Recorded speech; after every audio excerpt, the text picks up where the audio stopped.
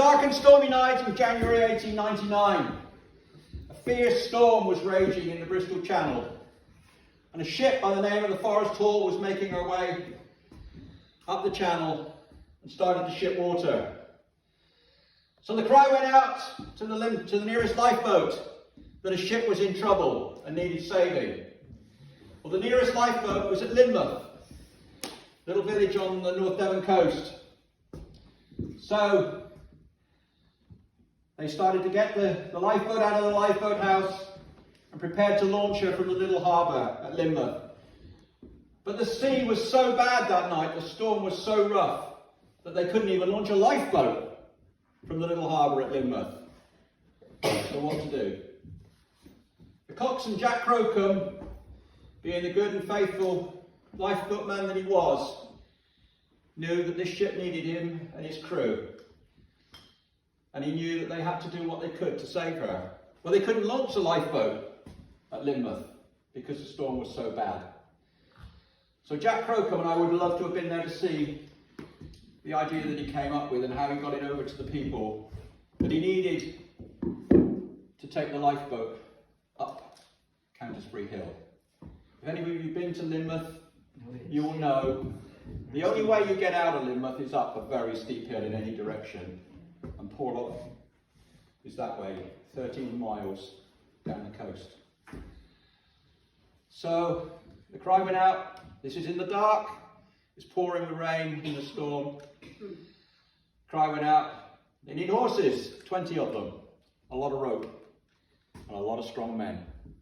So they found 20 strong horses and a lot of rope and 100 strong men, and they hitched up to the Louisa, the lifeboat. She was called Louisa.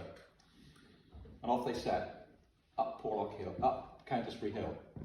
It's 1 in 4 at the beginning, it's like that. And it's 2 miles long. So they hauled the lifeboat all the way up, still in the dark, still in the storm, up onto Exmoor.